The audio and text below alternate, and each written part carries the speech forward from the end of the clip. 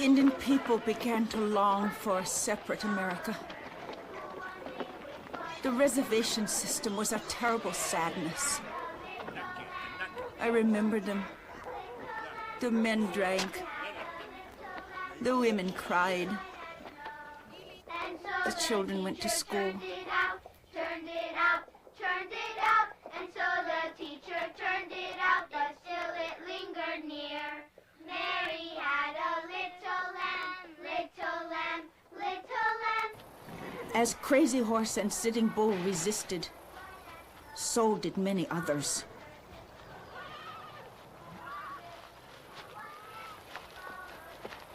The number of hostiles grew. Why Mary loves the lamb, you know, lamb, you know, lamb, you know. Why Mary loves the lamb, you know, the teacher did reply. Mary had a little lamb, little lamb, little lamb. I was a young woman that winter. I had come to the camp of Crazy Horse after my village was attacked and burned. Crazy Horse took us with him. Together we traveled north to join Sitting Bull. The tribal nations grew larger and larger while we traveled from place to place as the grass came up. Miniconju, Hunkpapa, Siasapa, Arapaho, Santee, Brule, Sanzark. The white man brought us together.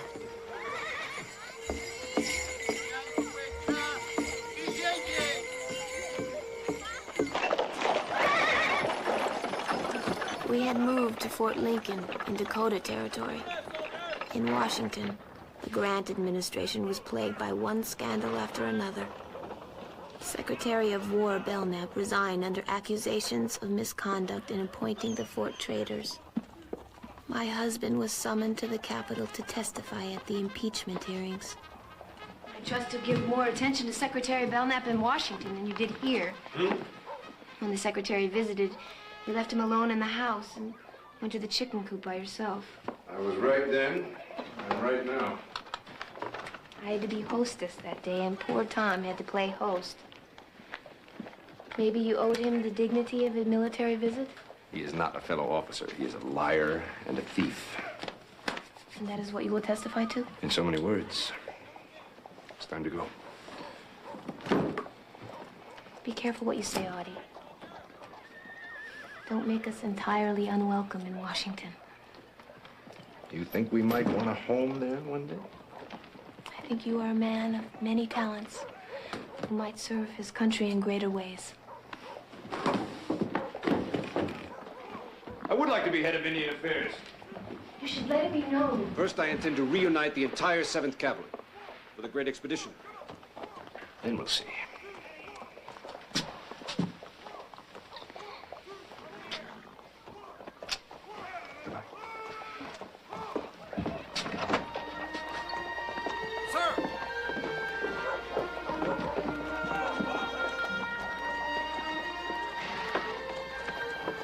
Let me know what the women are wearing.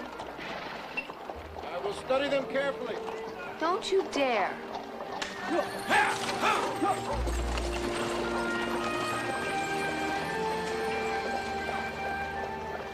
General, this is, as you know, simply a committee investigation into the activities of Secretary of War William Belknap. I understand. In your own words, why don't you tell us about the situation in your area since the appointment of post traders was placed into the hands of Secretary of War? The immediate result of this was an increased cost of living at the frontier posts, and it came out of the pockets of the officers and the men. Elaborate, please. Well, prices became exorbitant. We were pressed to purchase our necessities elsewhere. It was then that the post trader wrote a complaint to the War Department saying we must be forced to buy from him. And that claim was upheld by Secretary Belknap. I had discussed these offenses with the Secretary at one point. He had told me, "You must not believe all you hear." My opinion is that Secretary Belknap shared in the profits of the trading posts as payment for the appointments.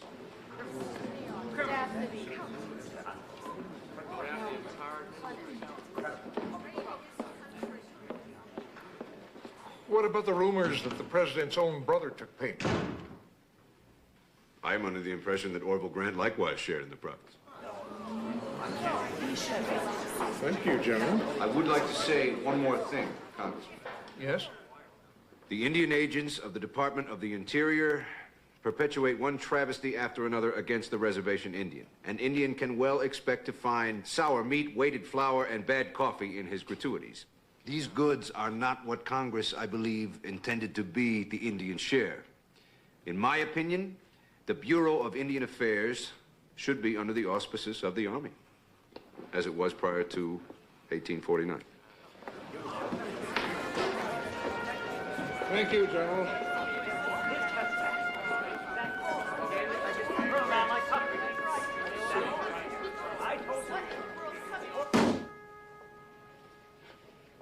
I saved your life after you were court-martialed. You never would have found your way back into this man's army, sir, if I hadn't interceded for you. And this is how you repay me. I had to testify. I was summoned by Congress. You didn't stop at testifying. Where do you assume the authority to question the government Indian policy, Colonel? Begging the general's pardon, sir. But this government has no Indian policy. As we all know, the reservations are a disgrace. If I were an Indian, I would prefer to live free and wild than as one of those surviving without pride, on handouts. And you, sir, would be considered hostile. General Sherman, I have been here for 2 weeks, and President Grant won't see me. I have requested from the adjutant of the Army permission to join my regiment. You have my permission. And I've ordered 3 companies of the 7th to the Dakotas from the south. Train and reorganize your men. But I am no longer sure that you will be leading the column.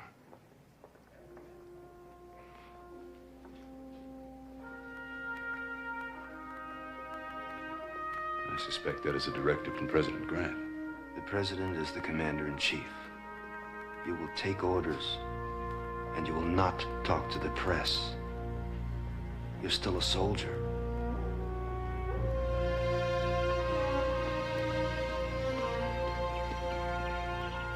My husband reported to his immediate superior, General Alfred Terry.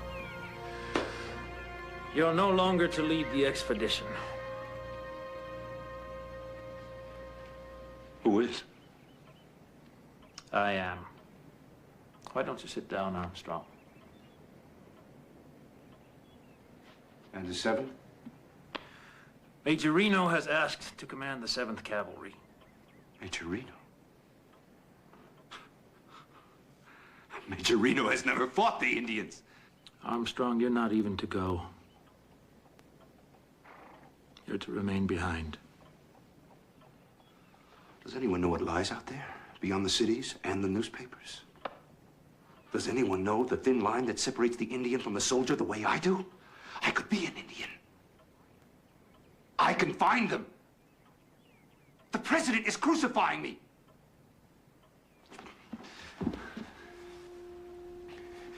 Intercede for me, Armstrong.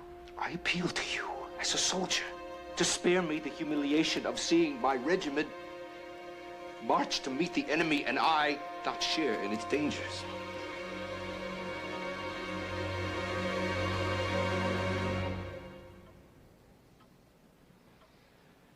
This is it.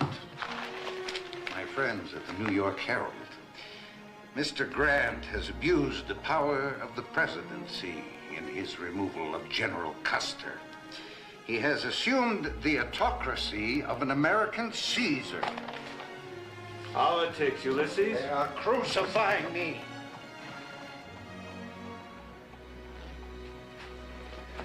Reinstate him. Again.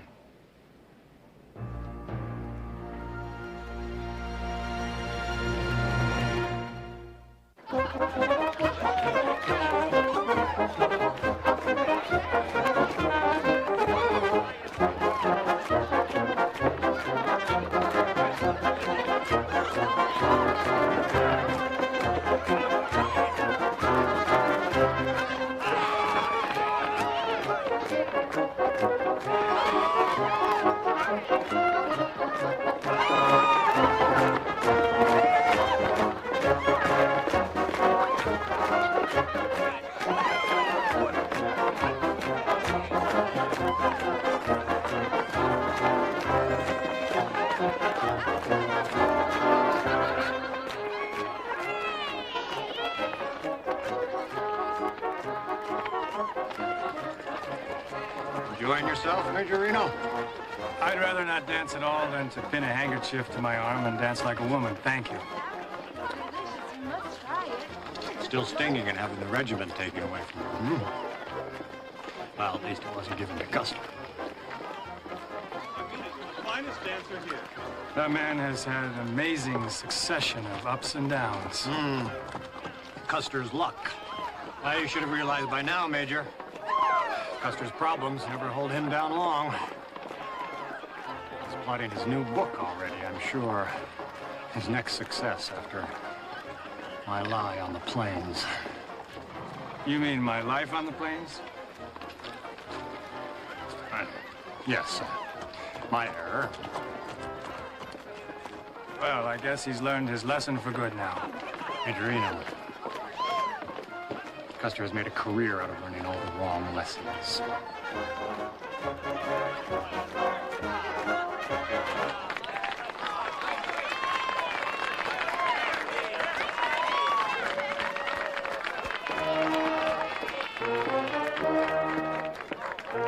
Armstrong, Libby, shall we dance?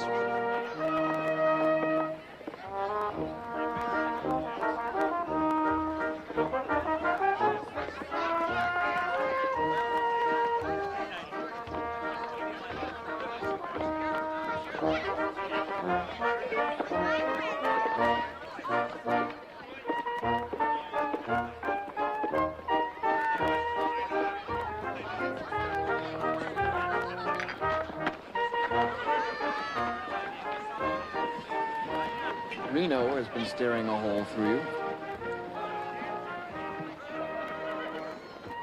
Well, he was the commander of the 7th Cavalry for a few weeks, where I should be. He wishes me far away. Don't be silly. I'll be far away, all right. I'll have my own command. I'll beat them all.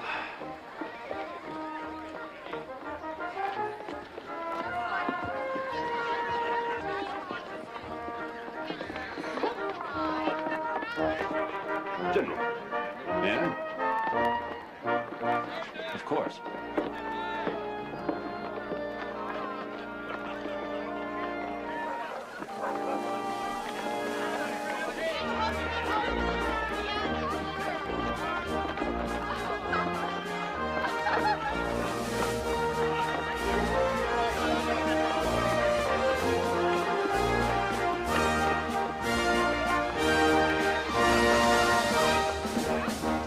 Gentlemen, we will swing 3 swords at the hostiles. Gibbon's column from the west, General Crook from the south, and us from the east.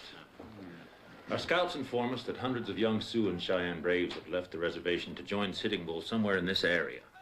Rosebud Valley. Difficult terrain. Armstrong? Many of these braves have repeating rifles, which they bought from the Indian traders. My concern is our own ammunition.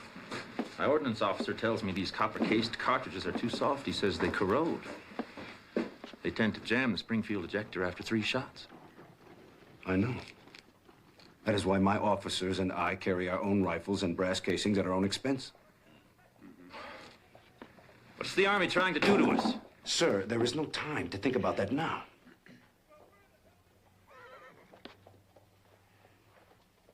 So Boston's already been thrown once.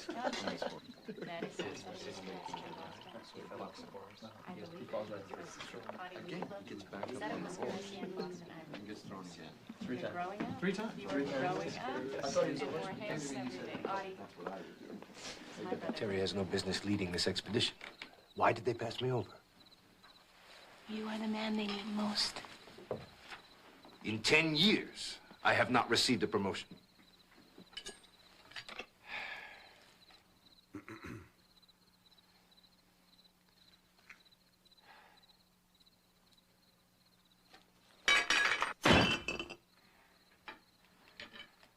There is not enough meat here for all of us. I have been a soldier for 15 years, and I cannot afford to feed my family.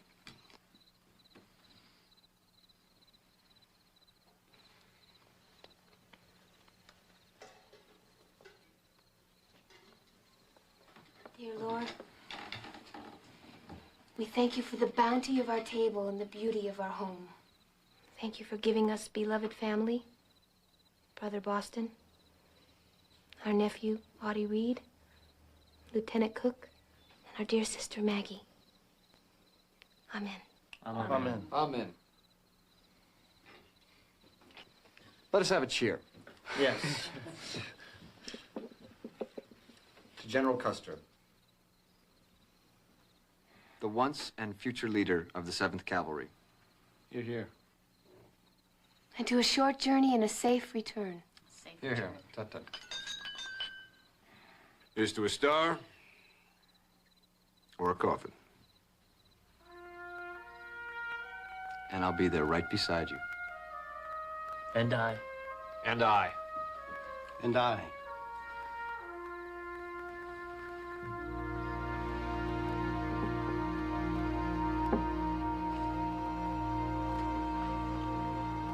Bye, Mom.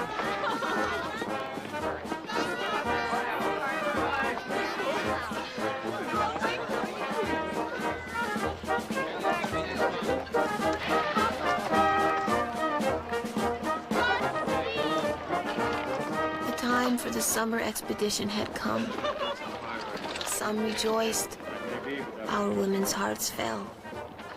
It was a glorious, sad time.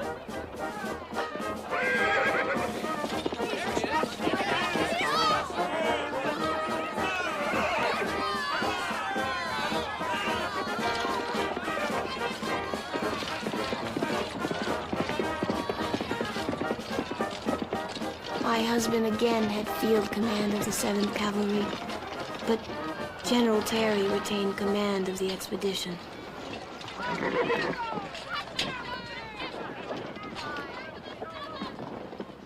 Shall we?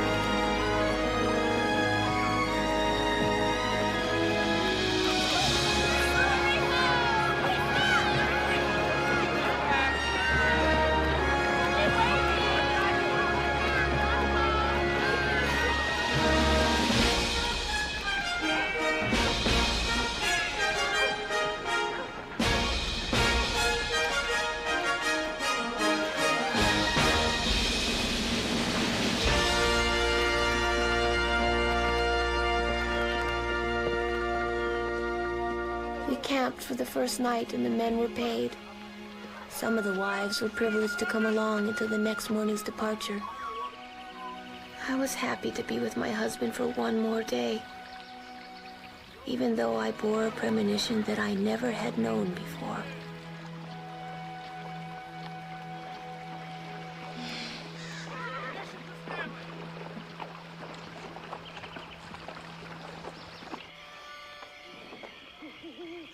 Entry, report! Pickets on duty, sir! It ain't even started,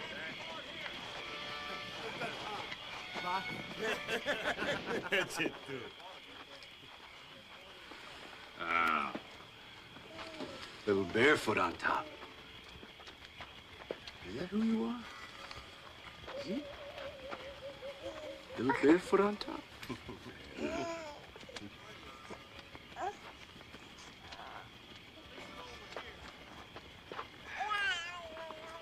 Terry thinks that the Sioux will sit still and wait for us.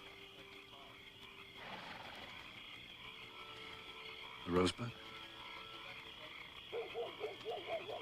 Close. From Washington. A gift. Ah. World's best scout. Bet you do.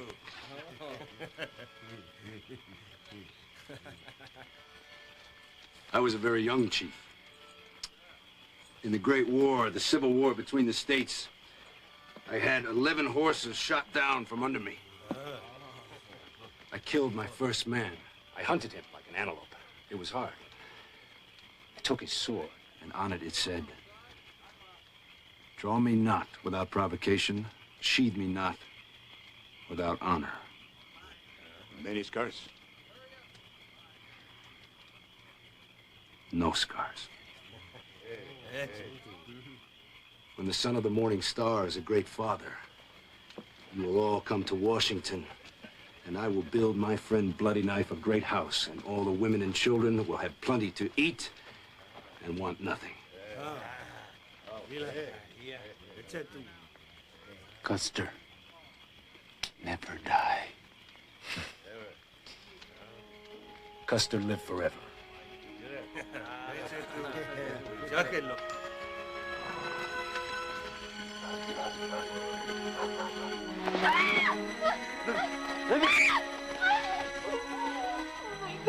Only a dream. So bad? Your scalp. You're dead. Only a dream. Oh. Maybe this will be the last one.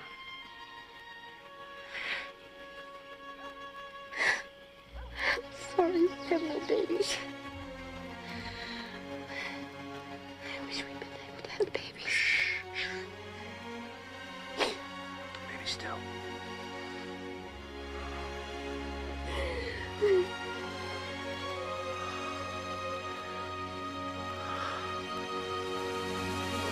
Cut him out! Prepare him out!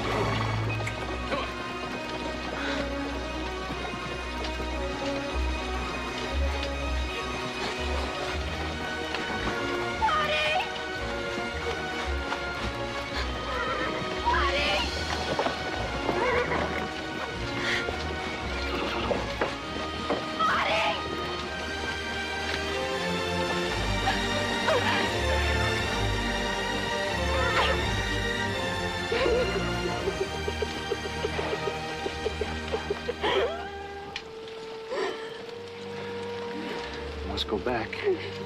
You are a soldier's wife.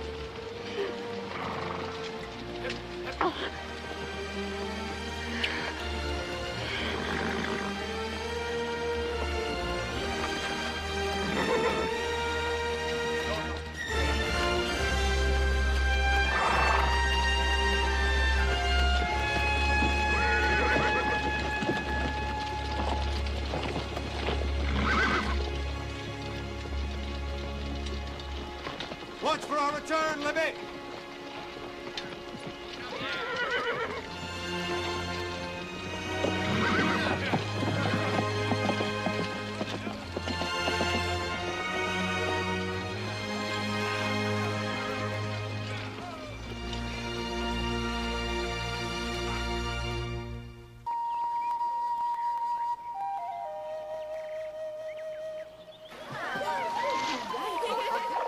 By the spring of 1876, we were considered hostile. Every spring before, people would leave the reservations to hunt. But this spring, if we left, there would be no going back. Sitting Bull said, "Return to me. Come to the Rosebud and we'll dance and sing and hunt." Some of us had not seen a buffalo in more than a year.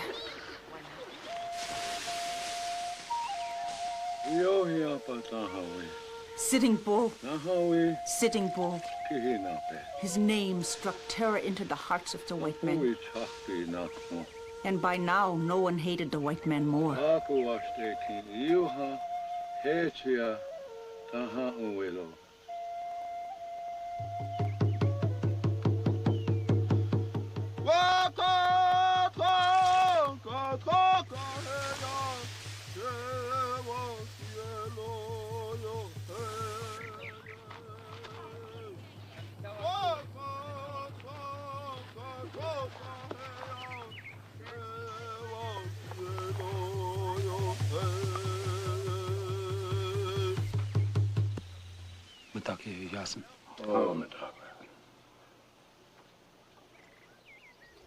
He had touched a slain Crow Indian with a coup stick at age 14.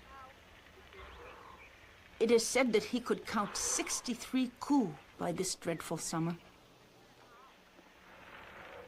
He was fearless. He was wise.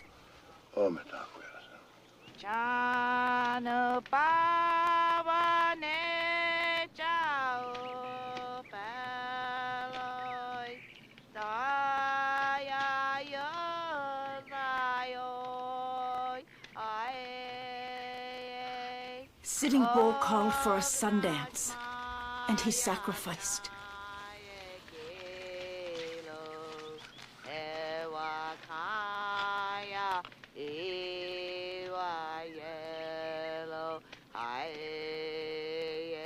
He had 50 slices of flesh cut from each arm. He went without food or sleep for 3 days.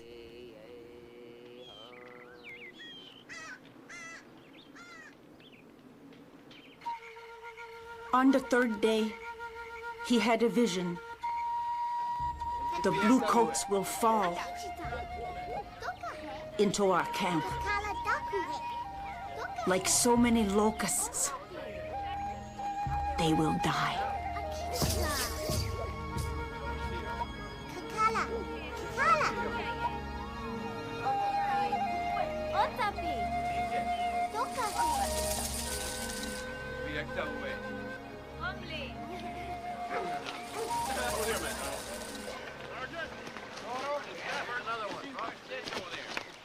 General, it's to be Reno's reconnaissance.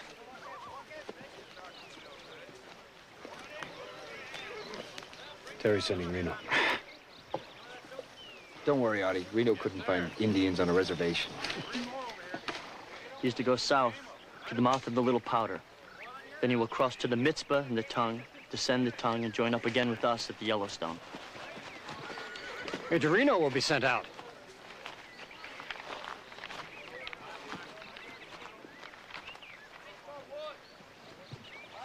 Congratulations. I'm to take your guide and 8 of your Indian scouts.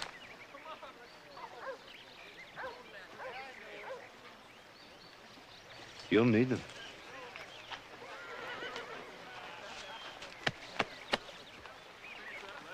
One day we're going to have to invade Mexico and make her ours. How would you rationalize such a move, General? They call it manifest destiny. Manifest destiny. The inevitable rights of those who have to rule over those who have not.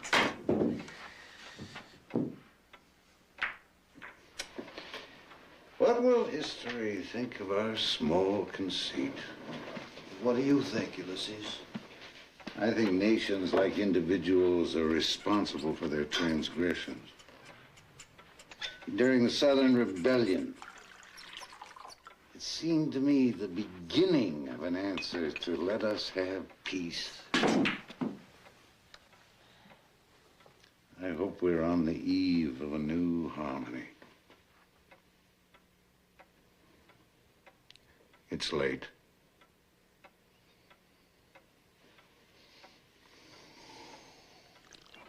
You did this in positive defiance of my orders. I am sorry, sir, but I thought that we might discover a trail. I know what you thought.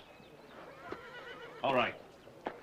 Major Reno, by crossing the Tongue River and disobeying his orders, has discovered a trail that leads up the Rosebud and theoretically crosses the Wolf Mountains. The size of the trail confirms the Indian agent's reports that there are probably 1,000 warriors traveling with Sitting Bull and that they've... Excuse me, Major Reno. If you had more experience in the territories, you would have learned there are no greater liars than Indian agents. My experience... Silence, both of you. Now, General Custer, your column will march south along the river to a position well east of the Indians. You will then strike west, down the Little Bighorn Valley, constantly feeling to your left to make sure the Indians have not already made their escape to the east or the south. I will be riding with Colonel Gibbon along the Yellowstone, to the Bighorn and then to the Little Bighorn. We will shut the north door. If Mr. Reno hasn't tipped our hand. No Indians saw my troops. How can you be so sure, Major? If you were going to disobey your orders so thoroughly, you might have at least followed your trail far enough to give me some notion as to where the Indians are. We have a perfectly good Major notion! Reno.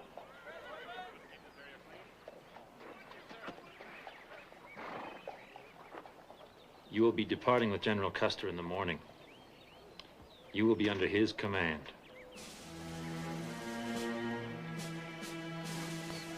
Thank you, that's all.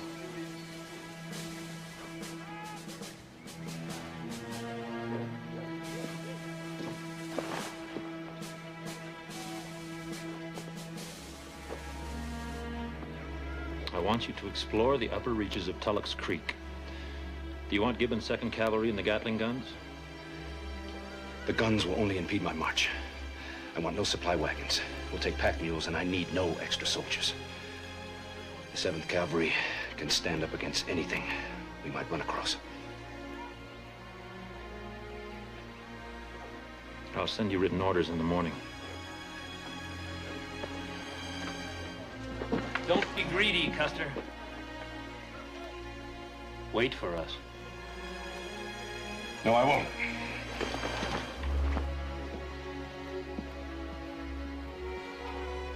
No bugle call beyond this point.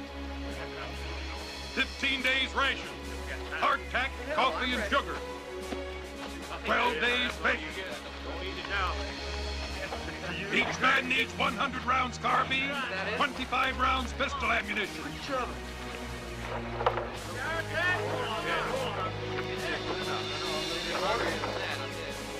Extra forage for the horses. Sabers will be stowed and left. And extra salt. We may end up eating horse flesh. Cinch that a little tighter.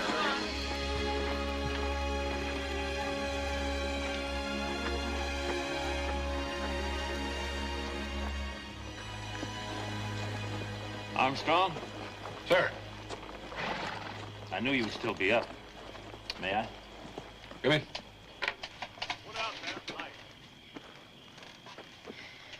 Warm. June weather? Riding Libby? Yes. May I mail it for you? I will leave it with you in the morning. Thank you. We should be in Philadelphia for the centennial celebration. Well, sir, maybe by the 4th of July, we can send the country a birthday present.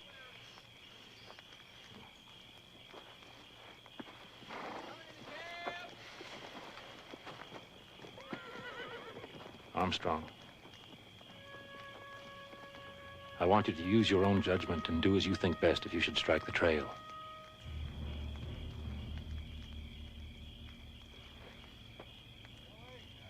And whatever you do, Custer, hold on to your wounded.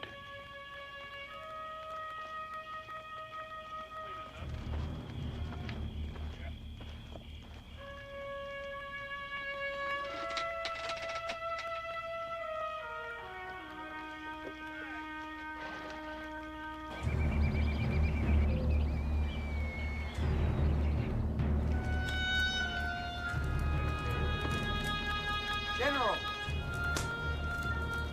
Sir? General! I'm awake.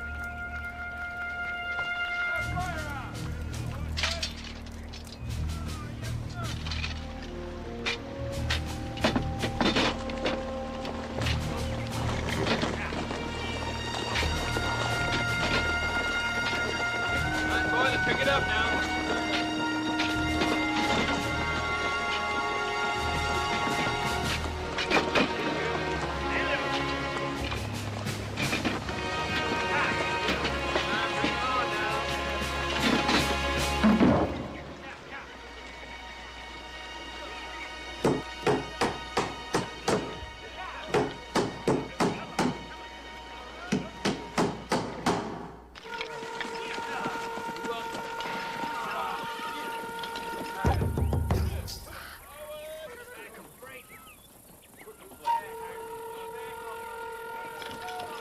The Badlands of Montana were especially hot and punishing that summer. By the 3rd week in June, the 7th Cavalry was a month out of Fort Lincoln.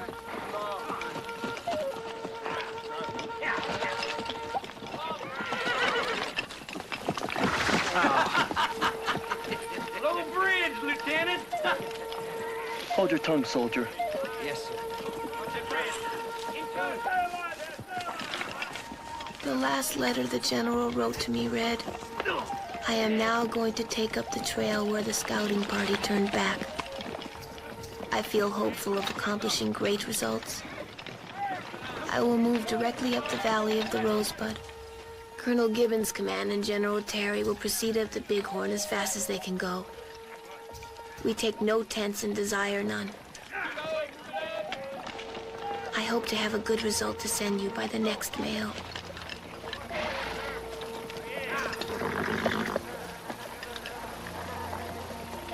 General.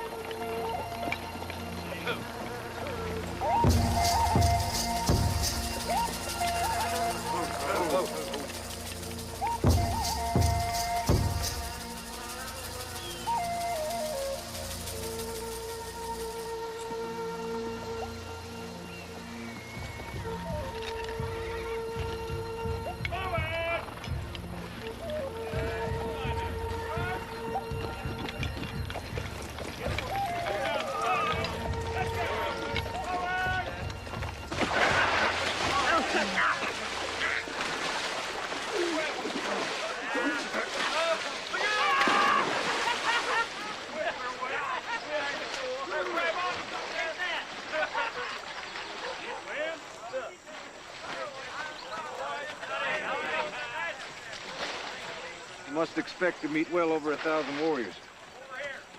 Does anyone have any thoughts or advice?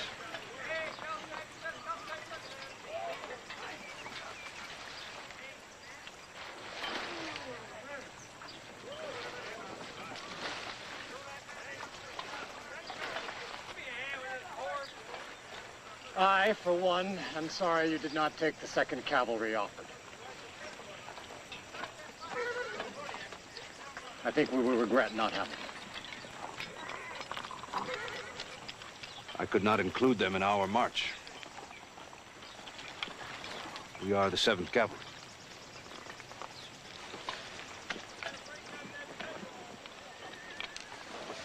We will pursue the Indians until we find them. And with your loyalty and cooperation, we can do just that. Thank you, gentlemen.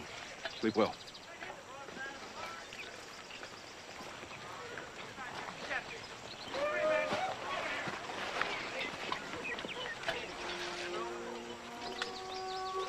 Does the general seem different to you?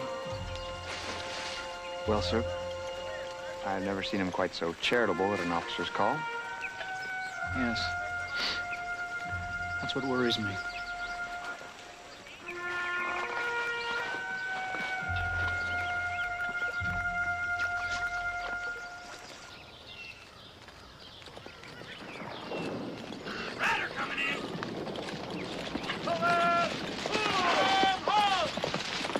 I think you should see this, General. Have the men stand down. Regiment! Dismount!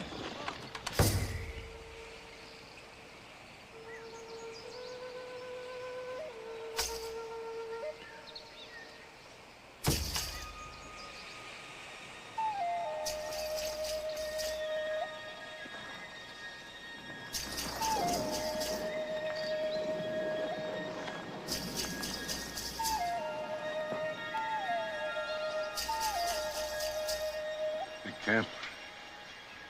This is more than a few days old. Our friends are expecting company.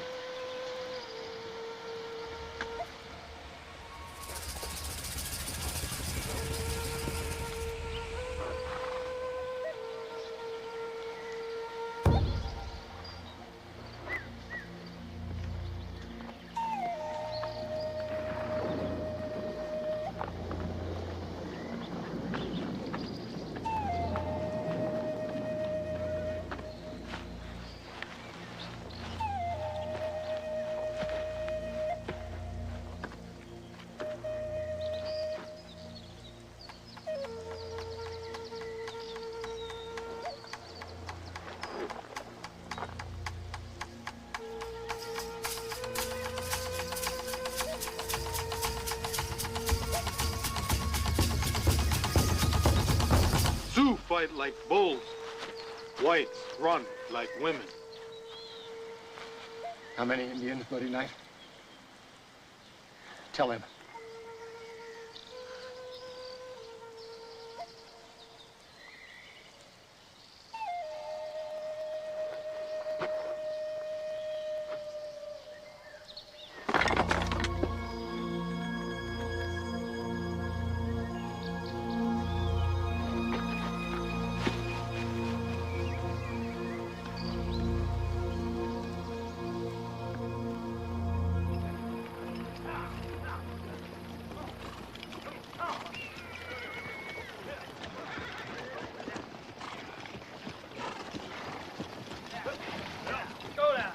We left our Rosebud camp and moved toward the Little Bighorn. There was more Indians traveling then than I ever saw anywhere else before or since. The path we left was wide and deep.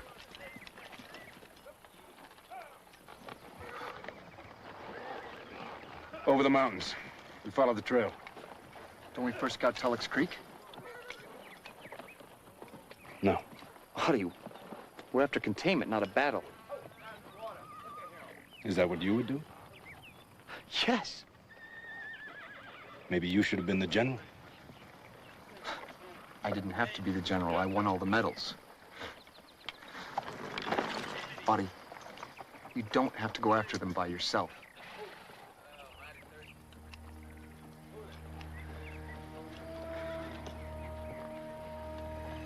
Maybe I do. Follow the trail.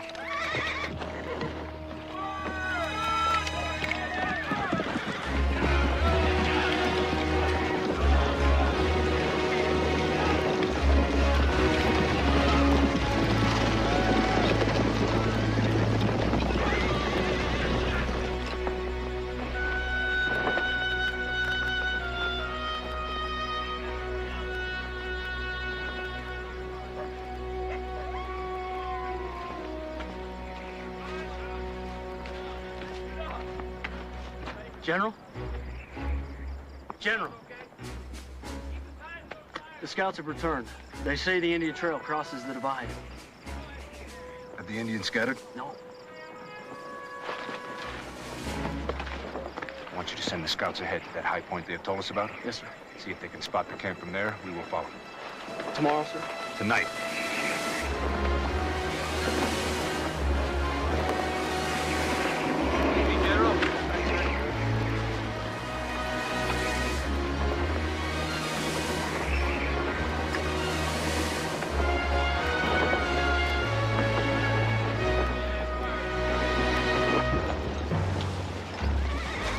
10 years on the plains had taught my husband to anticipate the Indians' moves.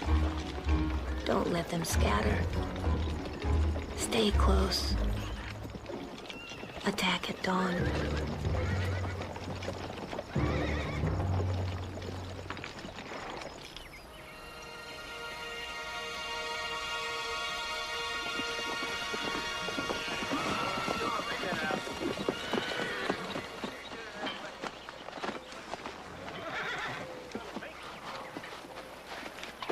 Big. Many Otasu. Oh, I guess we can get through them all in one day.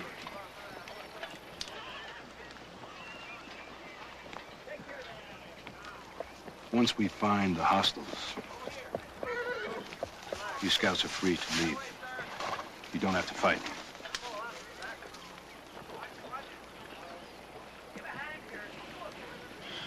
Plenty good soup ponies.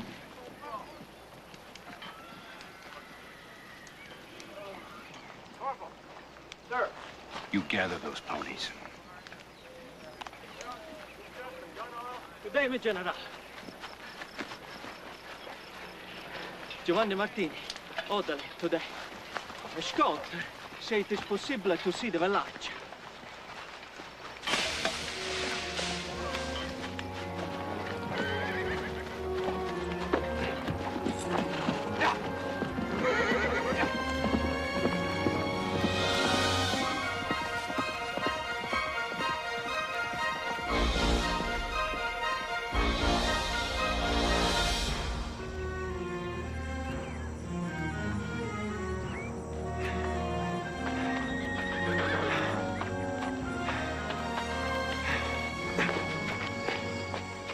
Sir, might I suggest you give orders?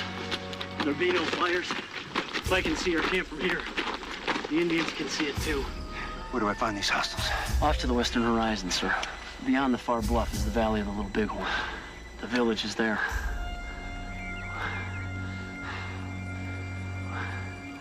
I don't see it. It's there, General. The scouts tell me they see a huge pony herd on the far western bluff. They say it looks like worms in the grass. Hello, hele, hello, hele, hello, hele, hello, hele, hello, hele, I don't see it. hello, I don't see it.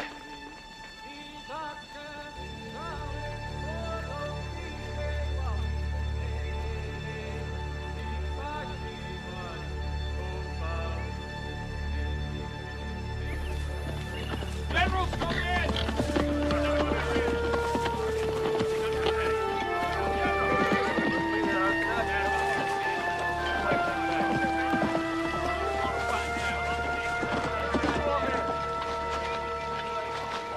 You will rest today and attack tomorrow at dawn. Audie, that box of hardtack that Captain Yates' company lost on the trail? Well, Sergeant Curtis went back there, and there were several hostiles rifling through it. And, well, we've been spotted.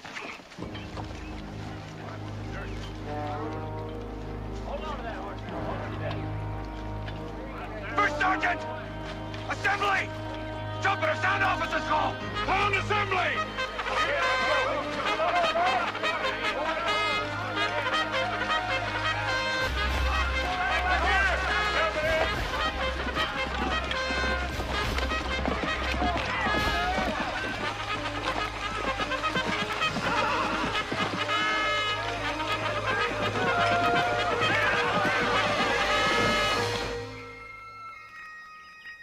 Sitting Bull prayed for us that day, high above our camp on the Little Bighorn.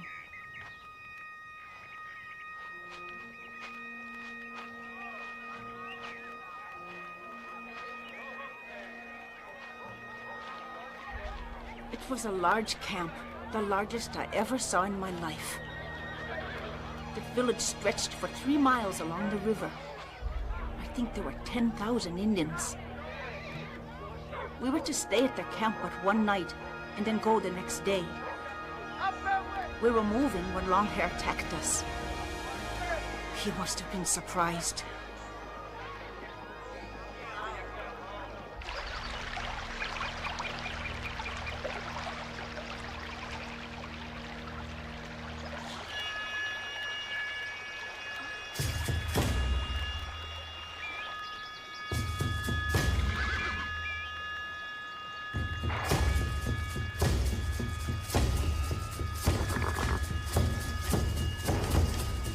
Crazy Horse had led our men against General Crook earlier. That victory gave our warriors great courage. We were strong. We were ready. We had to fight. The sun was hot that day. I believe there were clouds. I know there was no rain.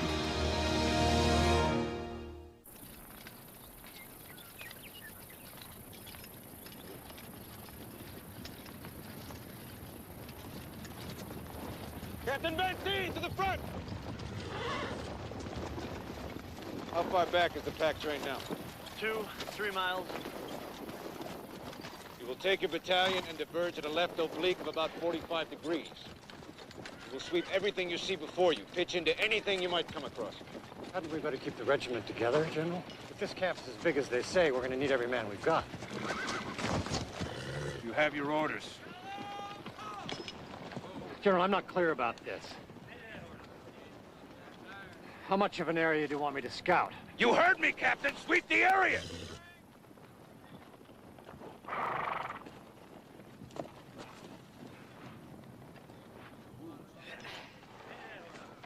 Battalion left oblique. Oblique! Left oblique! Ho!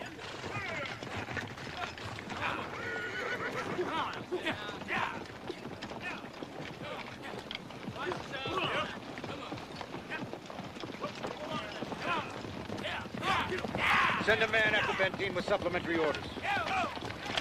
Tell the captain that if he finds nothing, he is to go to the second line of bluffs. Also, he is to keep at least one mounted officer with a command of 5 or 6 men well in advance of the detachment.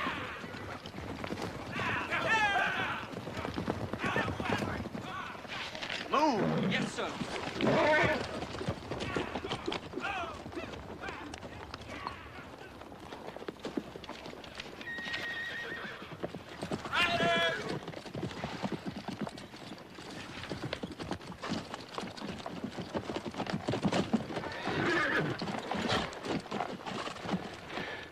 Scouts come across a fancy burial lodge. They say they won't go past it. You better talk to them.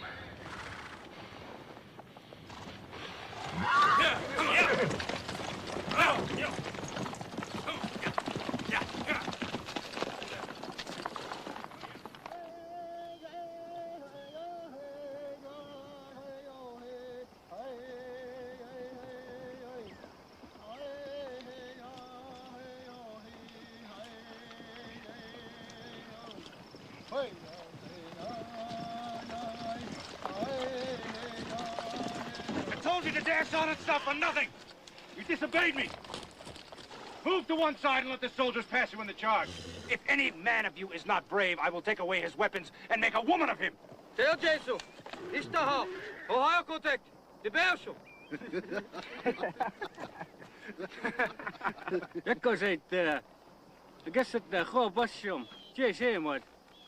What did he say? He says that if you do the same thing to all your frightened soldiers, it's going to take a long time. General!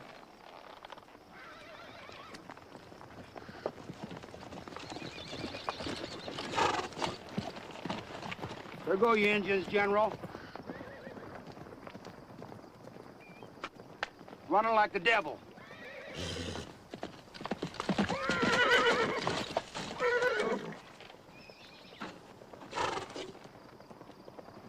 Go to Major Reno. Say the village is just above us and running away. He is to cross the river, move forward at as rapid a gait as he deems prudent. He'll be supported by the whole command. Yes, sir.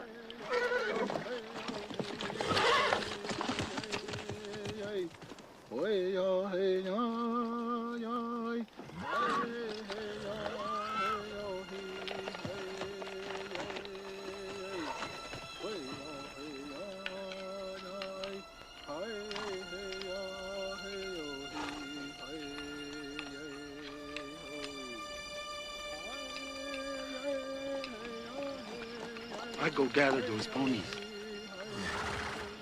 Go with Reno. Friend, today, you and I go home by a road we do not know.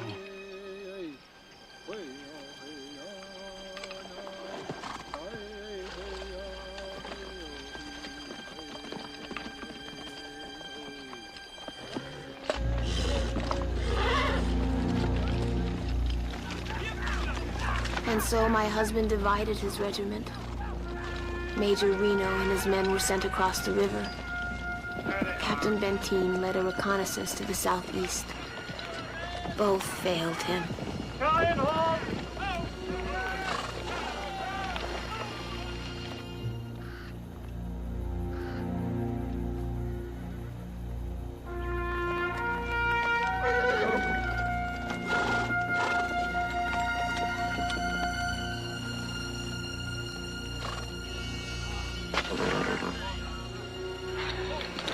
Nothing.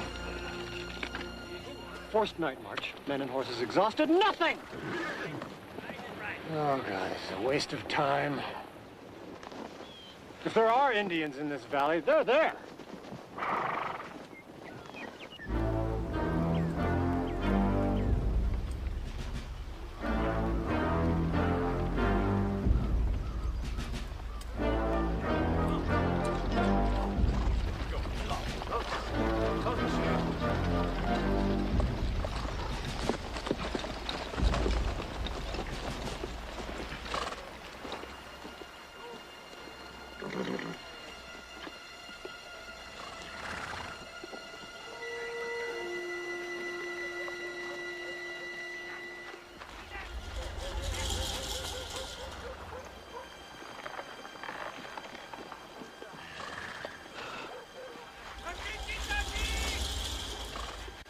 Bugler, sound the charge. This is it, boys.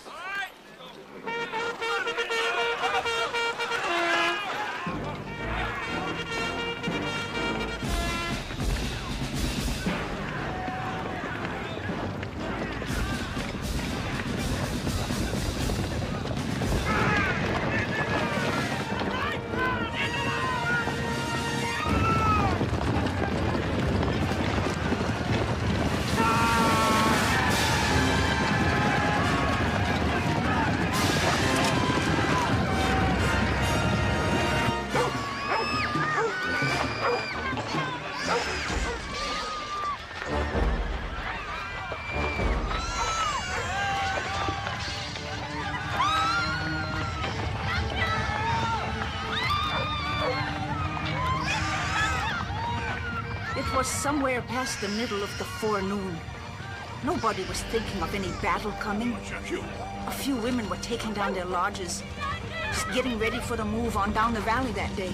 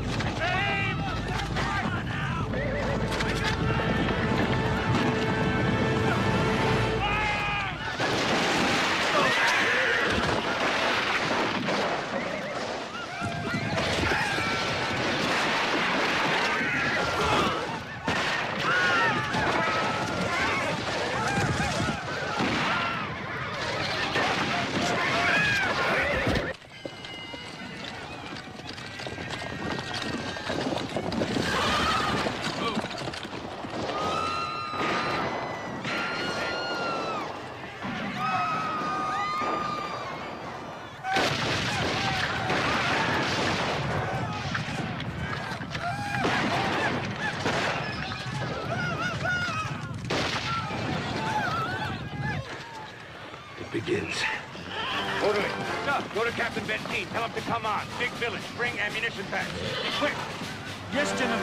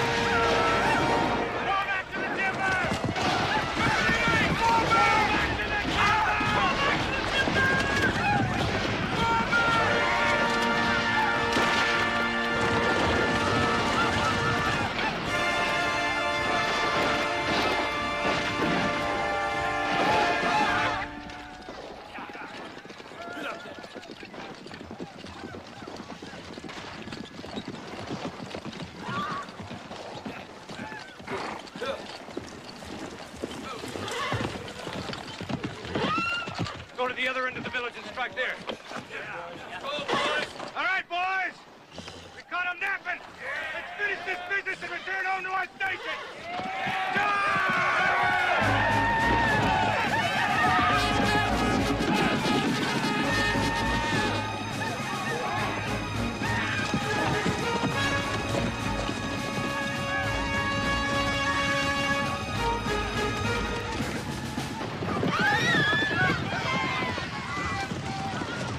Sitting Bull gathered the old people and the women and the children. He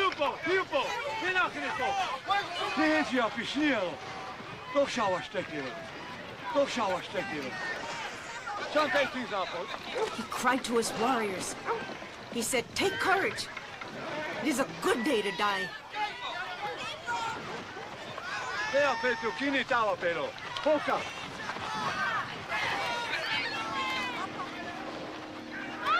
The Bluecoats attacked the Hunkpapa Circle at the end of the village, a good 2 miles from our Cheyenne camp. In all camps, there was great excitement. Warriors kept going.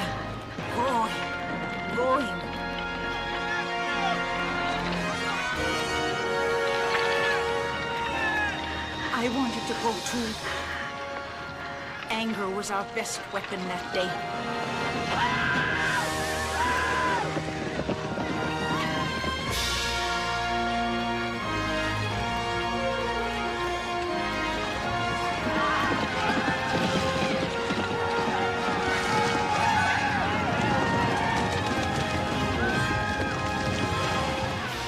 General Custer rode through the Civil War leading 11 charges.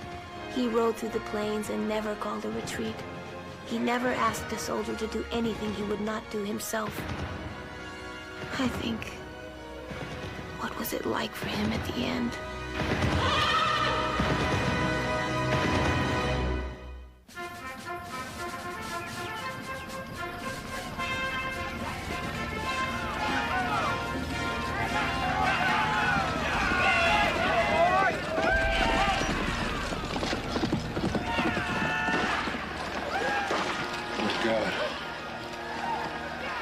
This is not the end of the village. This is the middle.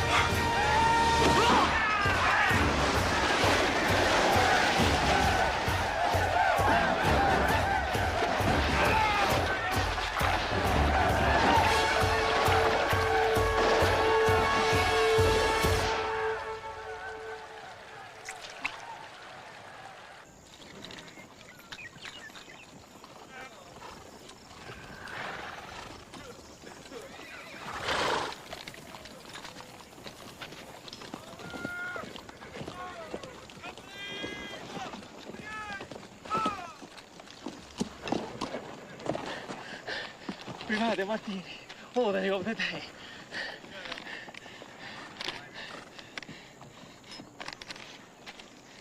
Where is Custer?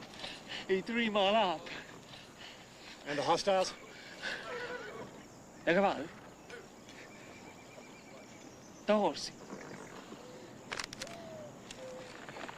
The hostiles. The Indians! Oh, they be skedaddling. Well, the mule train has fallen behind. If he wants me to hurry to him, how does he expect that I bring packs? Now, if I'm to be of any service to him, I think I had better wait for the packs.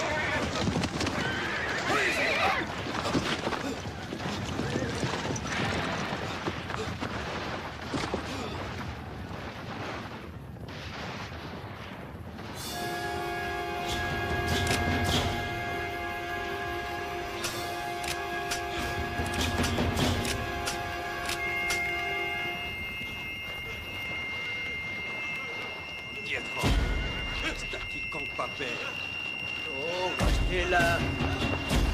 Tu, Stella!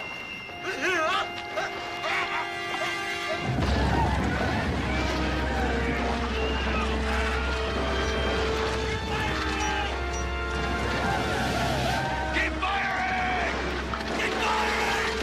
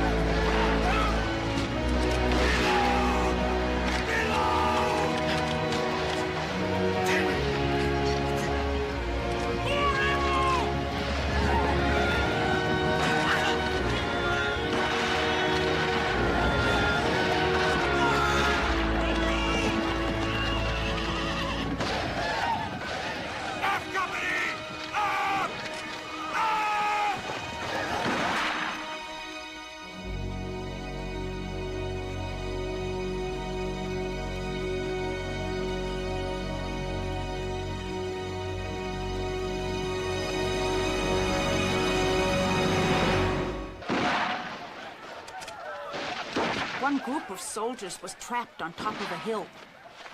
But most warriors were downriver battling Hayetsi.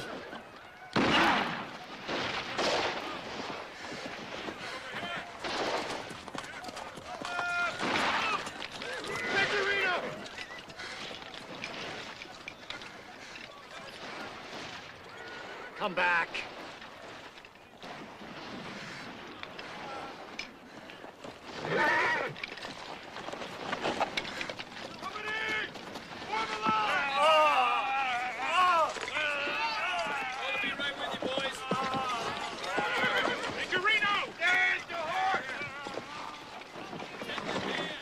We expect immediate orders to advance, sir. We have wounded. We will hold our position.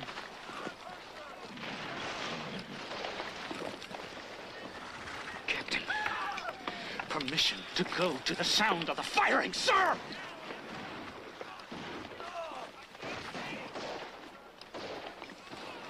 Permission denied.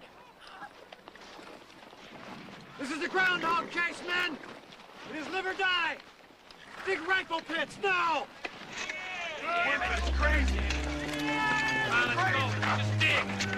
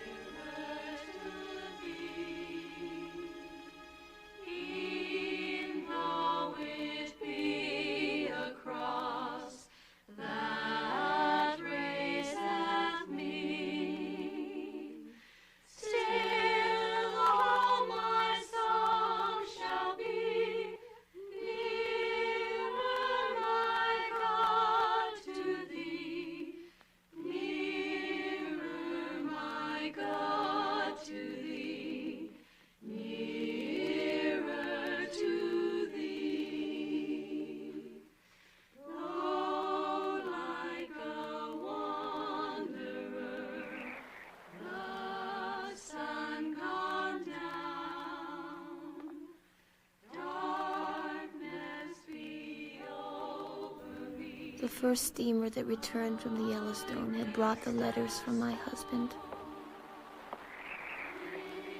I was to join him for the 4th of July. We were going to celebrate the 100th birthday of the United States.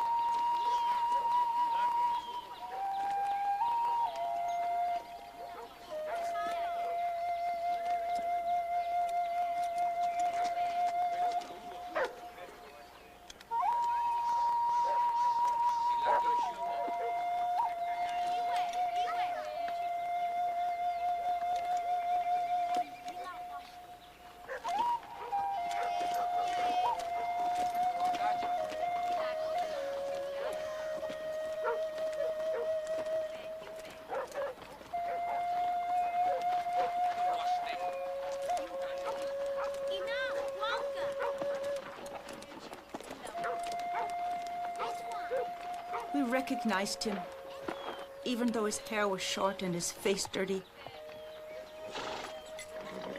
A Lakota warrior came to cut him. The Cheyenne women pleaded for Custer. They said he was a relative, the husband of Mayotsi. So the warrior only took a fingertip.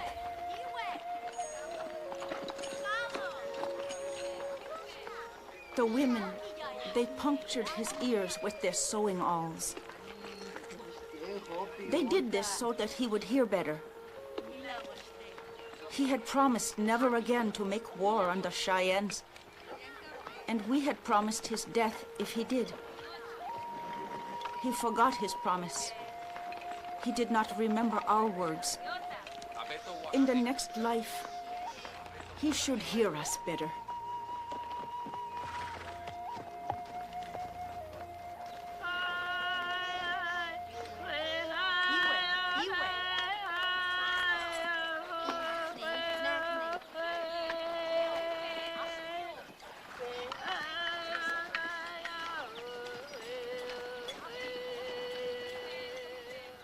My people traveled with Crazy Horse, first into the Bighorn Mountains, and then down into the Powder River country. We froze. We starved. The white men kept coming.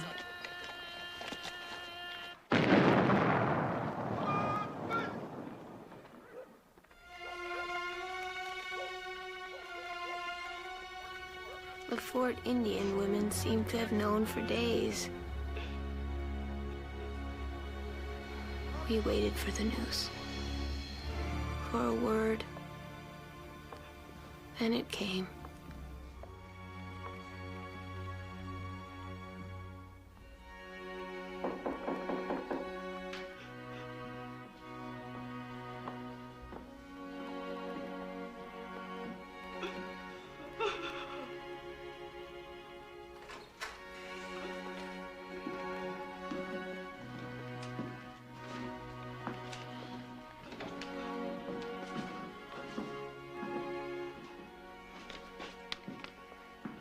On Sunday, June the 25th, 1876, General George Armstrong Custer and at or near 265 members of his regiment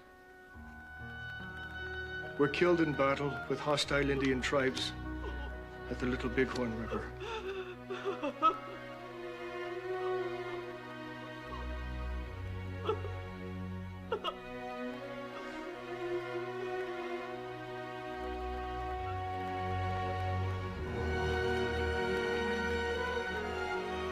Might we ask Mrs. Custer that you accompany us as we tell the other wives?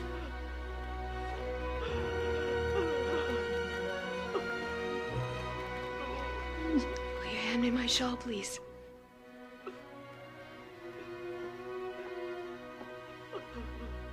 I'll be back.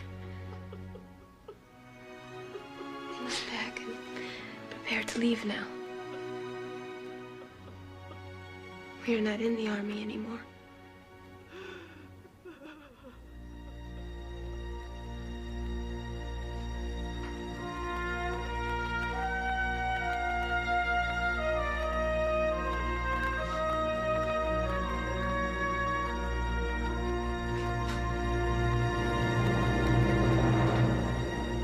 Six months after the battle, Crazy Horse and we who were with him surrendered.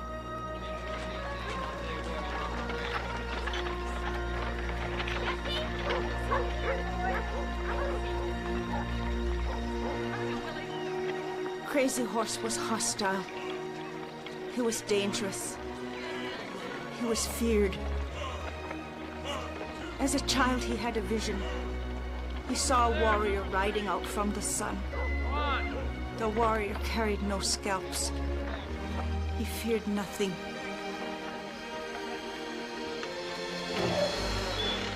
He'd felt destined to protect his people from the white men. But in the end, he saw he would die.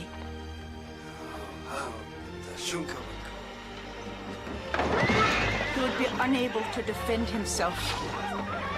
His arms held by one of his own people.